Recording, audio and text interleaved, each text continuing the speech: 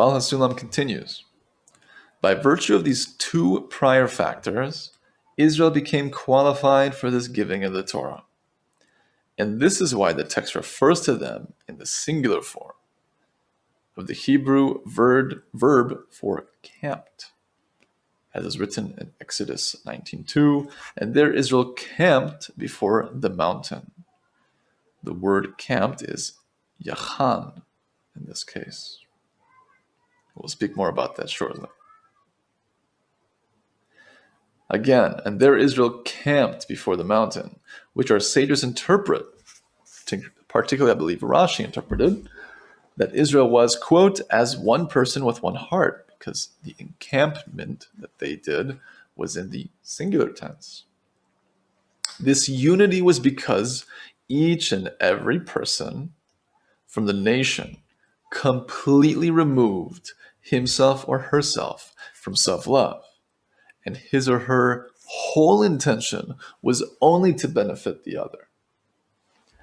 As we have shown above regarding the meaning of the commandment, quote, and love your fellow as yourself, which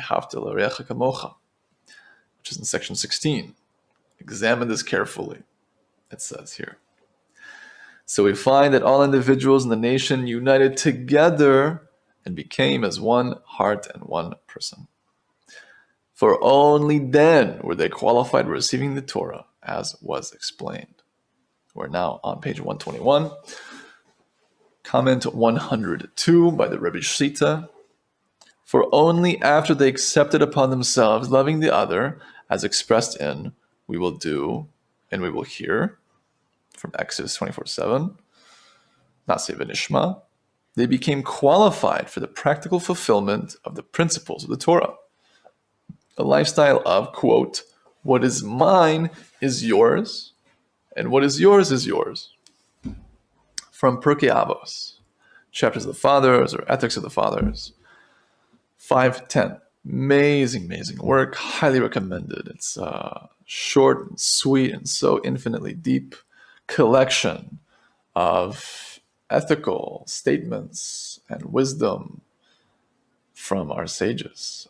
If someone sat down and just read all the way through, they could probably finish the whole book within an hour or two without going so deep into the commentaries. I'm just saying to get a brief overview. So it's a short read, relatively speaking, but there's dozens and dozens of commentaries. So much to say about it. Highly recommend it. Pirkei Avos, or Chapters of the Fathers, or Ethics of the Fathers, as translated. So in essence, what is mine is yours, and what is yours is the spiritual level of consciousness that is giving to give. That's the righteousness that we've been speaking about so often. That is the level of a tzaddik. The Rebbe Shlita continues, what relevance do these matters have for us? It can be said that there are three stages in our development. A, we must study Torah so that the light of the Torah will enable us to feel the great corruption in our self-love.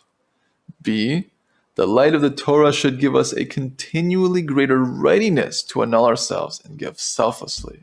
And C, when this readiness has ripened, then we become worthy to receive the Torah. And I think it's important to clarify that it says, when we study Torah, so the light of Torah will enable us to feel the great corruption in our self-love. Studying Torah is not just studying from a text, meaning to say that we can study and learn Torah by acting out Torah and doing it lamaisa, doing it practically in action. Because when we're actually attempting to give to the individual, in my opinion, and I've heard also from one of my mentors, that ideally on the spot, someone should be, so to speak, watching themselves from a third-person angle and checking their intention and seeing where they're coming from. If not, surely when someone has allocated the time to do a cheshbon nefesh, an accounting in the soul, for let's say 30 minutes a day, that they were to reflect on their actions and look upon that one when they gave to an individual and check themselves and say, was I giving? Was I loving? What was going on with me? So assuming someone's doing it, whether it's in the moment or after the fact, by doing it, we can notice with the Creator's assistance, the evil within and how far we really are from actually giving. And seeing that how much of our giving is actually just in order to receive ourselves. Giving to receive, that is.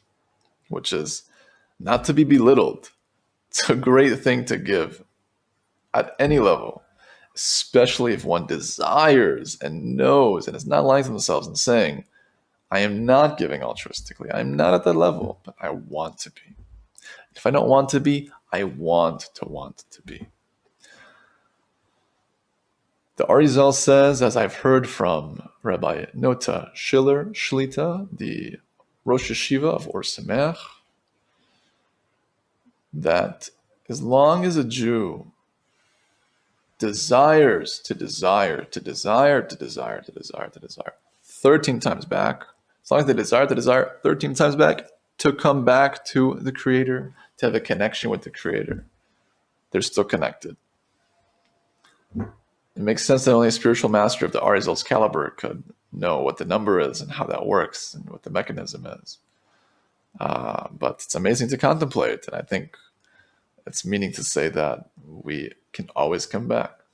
There's always an opportunity. It's never, ever too late.